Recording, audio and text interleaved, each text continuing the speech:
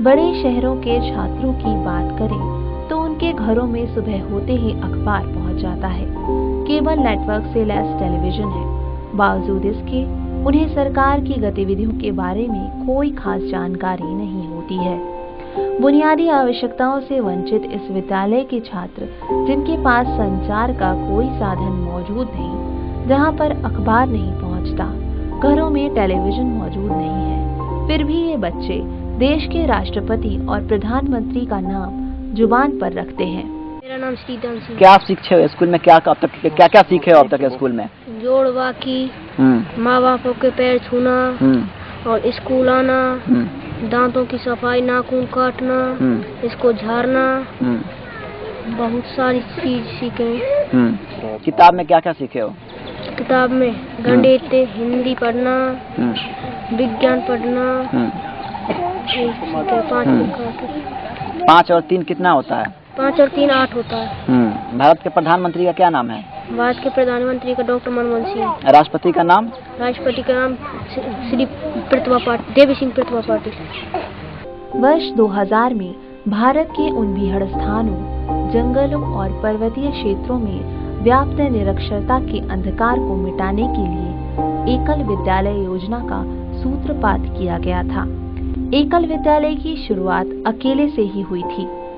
1986 में अमेरिका में परमाणु वैज्ञानिक स्वर्गीय डॉक्टर राकेश पोपली और उनकी धर्मपत्नी रमा पोपली ने विवेकानंद को आदर्श मानकर झारखंड के गुमला अंचल में प्रयोग शुरू किया। वे विवेकानंद के उस आदर्श को व्यवहार में उतारना चाहते थे, जो बताता है कि बच्चा स्कूल तक नहीं आता है तो स्कूल को बच्चे के पास जाना होगा।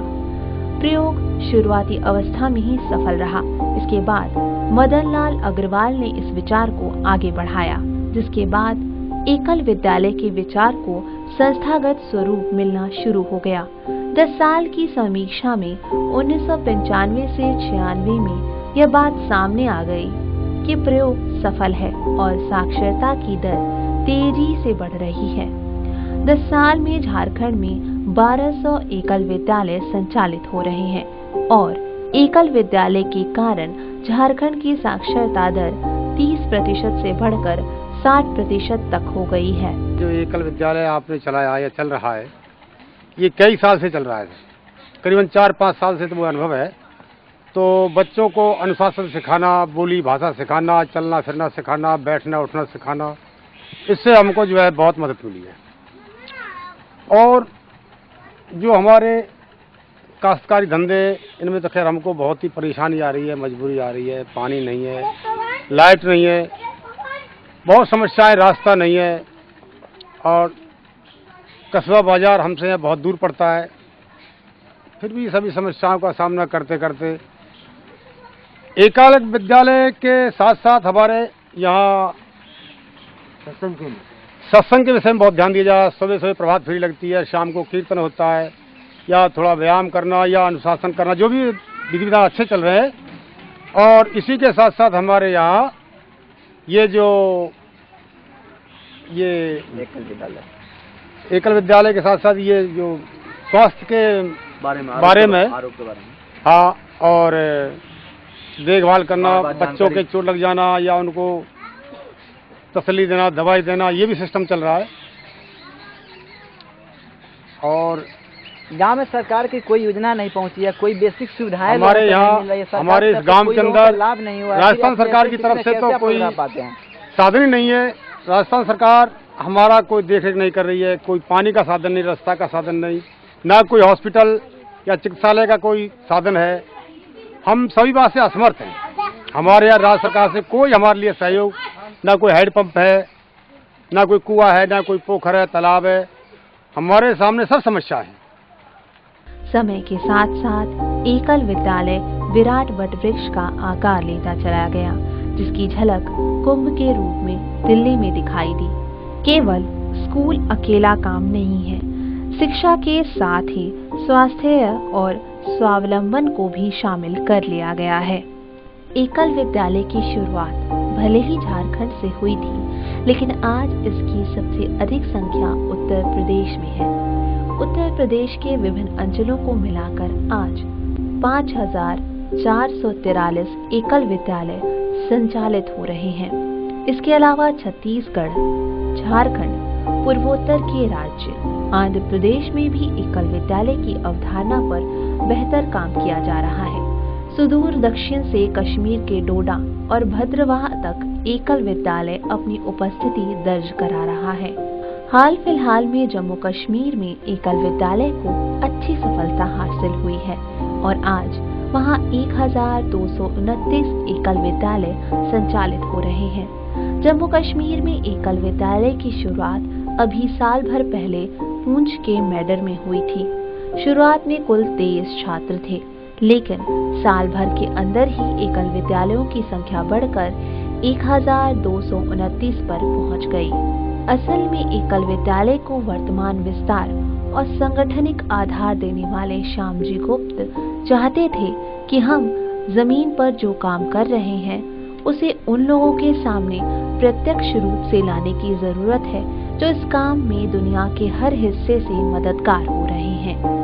एकल विद्यालय के माध्यम से संस्था ग्रामीण तथा आदिवासी क्षेत्रों में लोगों को प्राथमिक शिक्षा देती है, जिससे साक्षर लोगों की संख्या में वृद्धि हो। साक्षरता मिशन के अलावा ये संस्था गांव के समग्र विकास का लक्ष्य प्राप्त करने के लिए व्यक्तियों का समूह बनाकर प्राथमिक शिक्षा और स्वास्थ्य शिक्षा देती है। संस्था ग्रामीण समूह को स्कूल खोलने और 5 से 7 साल तक सहयोग कर आत्मनिर्भर बनने में भी सहयोग करती है। इसके बाद से आपको अब तक गांव के लोगों को क्या लाभ मिले? खूब लाभ मिले साहब। बुद्धि की विकास हो जाए, बुद्धि से विकास होता है, होशियारी होते हैं बच्चों के, हम भी सीखते हैं, बच्चे भी सीखते हैं। और सरकार की ओर से हमको कोई व्यवस्था ना है और ना कोई ग्राम पंचायत के वाते कोई व्यवस्था ना है। एकल विद्यालय के बारे में एकल विद्यालय के व्यक्ति आते हैं, वो बार-बार सूचित करते हैं सरकार के बारे में। सरकार के बारे में क्या सोचते हैं और करते हैं, और मैं भी इतना बोलता हूँ अब ठीक होगा। सरकार की तरफ से अभी तक किस गांव में कोई योजना नहीं पहुंची है। बिजली भी मात्र 5 घंटे रहती है, पंप सेट से खेतों की सिंचाई की जाती है, गाँव में सड़क नहीं है, राशन नहीं मिलती है। कैसे आप लोग रहते हैं और कैसे अपनी जीवन यापन करते हैं यहाँ पर? अब जीवन यही करते हैं साहब, अंजन जोतते हैं, डीजल फूंकते हैं, अंजनन में बीघे 2-2 बीघे गेहूँ करते हैं, और क्या करें। सरकार की तरफ से कोई सहयोग नहीं। मेरा सरकार की तरफ से आपसे कोई मांग यही है, खंजरा नहीं, रास्ता नहीं, कोई नल वगैरह नहीं, हॉस्पिटल नहीं, कुछ कोई व्यवस्था ना है। जैसे पानी की दुनिया में कट रहे हैं साहब बोरिंग, यहाँ कोई बोरिंग नहीं सरकार की तरफ से, ढोरन को भी पानी नहीं है। विद्यालय में शिक्षकों के लिए 5 दिन प्राथमिक वर्ग, अभ्यास वर्ग तथा अनुभव बाधा को साझा करने के लिए बैठक का आयोजन करती है।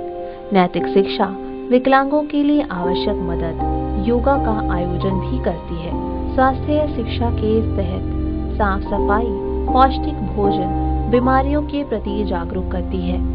गांव के व्यक्तियों को कृषि, वृक्षारोपण, फल सब्जी, पानी का सदुपयोग के प्रति जागरूक करती है। सेल्फ हेल्प ग्रुप का गठन करके लक्ष्य को पाने में मदद करती है। बच्चों को शिक्षित करने के साथ साथ गांव वालों को भी संस्कारित किया जाता है। विद्यालय द्वारा साप्ताहिक पाठशाला का आयोजन किया जाता है, जिसमें ग्राम विकास, ग्राम स्वास्थ्य के साथ साथ ग्राम जागरण की चर्चा की जाती है। पाठशाला में सत्संग का भी आयोजन होता है। जिला भर में कार्य को गति देने के लिए सत्संग समिति और एकल शिक्षा समिति बनाई गई है।